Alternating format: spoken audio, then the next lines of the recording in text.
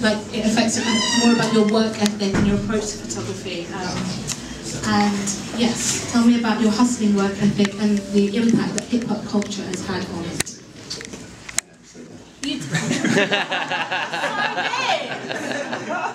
These are all lies. No, you know, the title of the book, you know, a lot of people have been like, well, you know, they look through it and they say, oh, this isn't real hip-hop. This is, you know, the title of the book for me is more about my approach to staying true to myself and you know, trying to depict people in the way that they are as people and less as, you know, caricatures that are often associated with celebrities in general, you know. And sometimes it works and sometimes it doesn't, but the ones that don't work aren't in the book. So, which is available for sale. Like Cuckoo Cal, for instance, from Detroit or Cleveland or something. But yeah, no, it's more of just a general approach to how I shoot everything. You know, whether it's like a documentary story or you know, celebrities, whatever. Which is why I don't work as much as some people. Not flossy and glossy, keep it real. Well, speaking of... Oh, thanks, babe. Usually I do that. This is good. Well, speaking of keeping it real, though, like your photos, they're generally black and white. They're quite raw. There's a question in there somewhere. Yeah, basically, yeah. So I was so riveted by what you're saying, and just weirded out by having this held in front of me. Yeah, thanks. Yeah.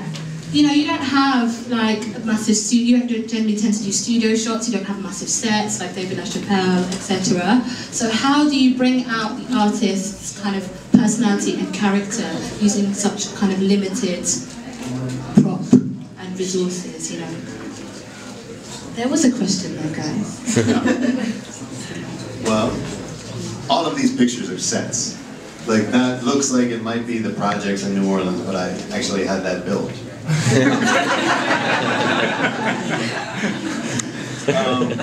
And those dogs aren't real. Yeah. No, I don't know, you know, it's just like I like to approach things sort of, you know, a lot of times, especially if somebody's a new artist, I don't even like to look at a picture of them or even really listen to their music. I just kind of go in and just, I try to keep things as simple as possible, and it's mostly due to my lack of training and lack of patience for setting things up. So it's really just, you know, like I said, I approach things as a documentarian and try to get at, you know, what's there instead of creating something that's not there.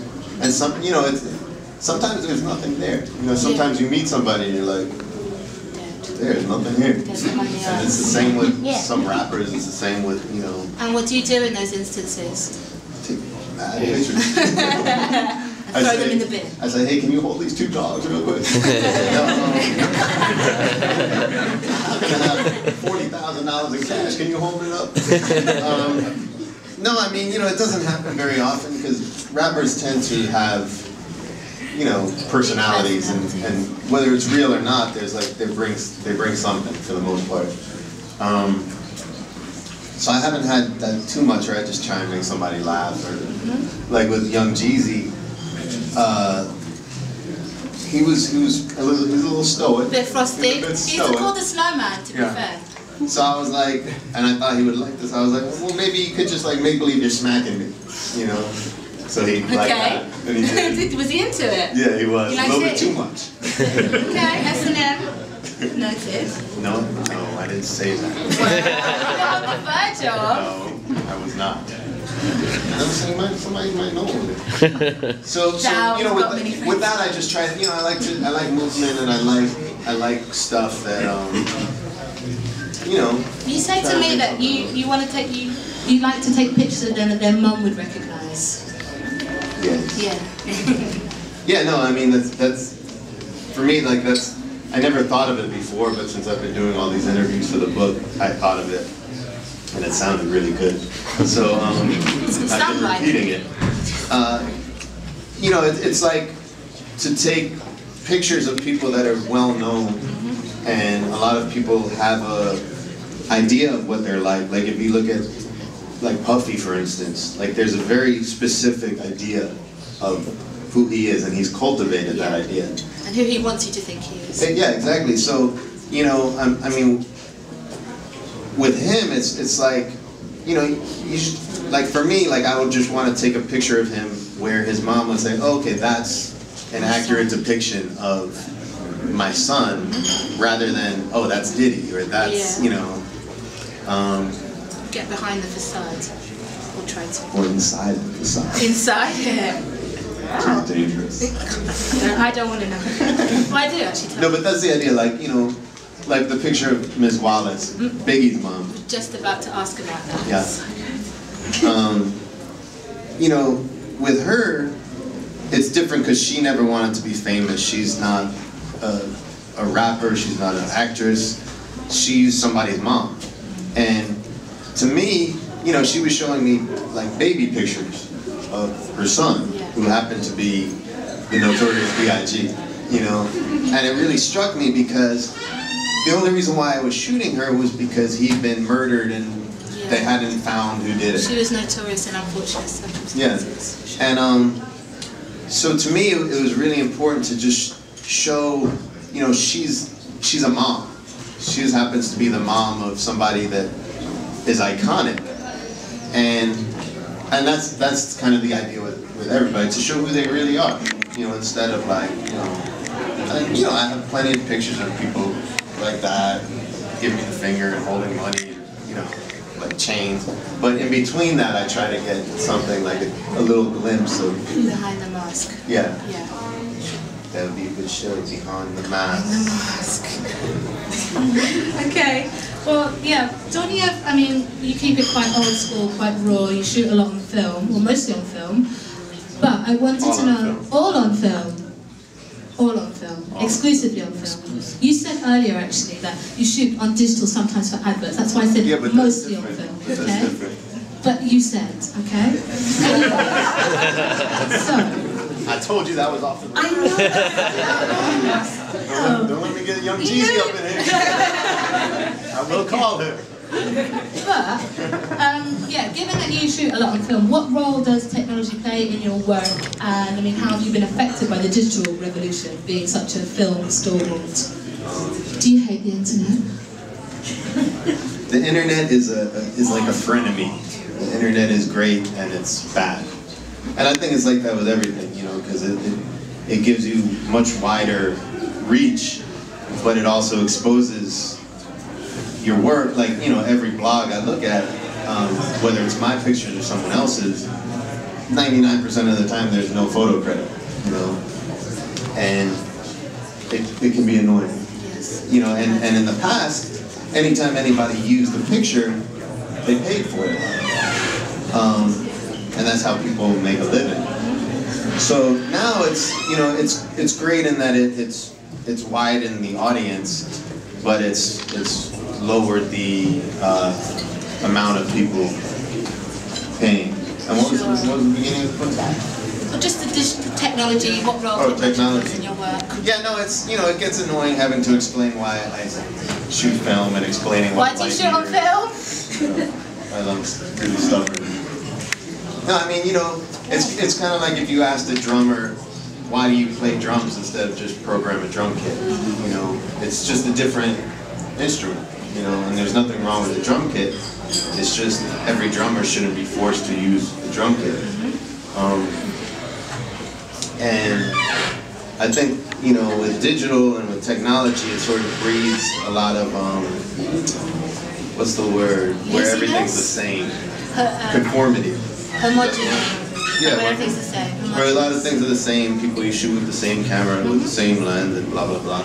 So, you know, I mean, I don't have anything against this, it's not for me, personally, you know.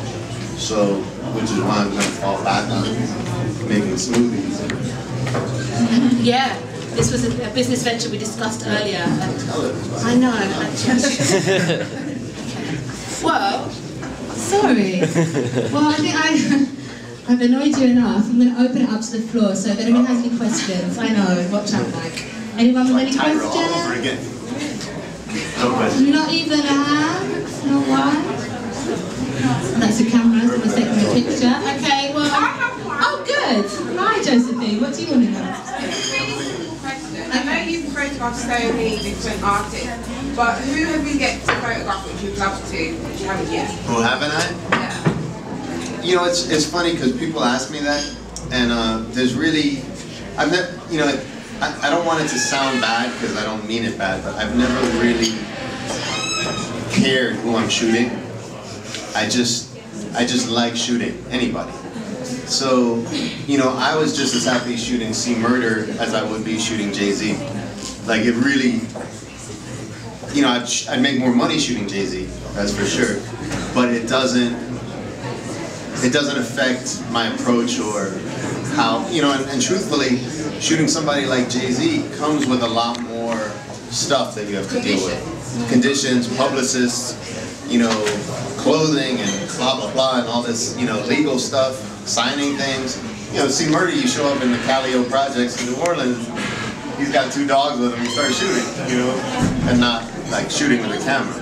Also, some of the famous people you shot, like, weren't famous when you shot them, like MIA? Yeah, like MIA, Most wasn't famous yet. You know, a lot of people, Nas was famous. He's pretty stoic. You know, I mean, a lot of people were, but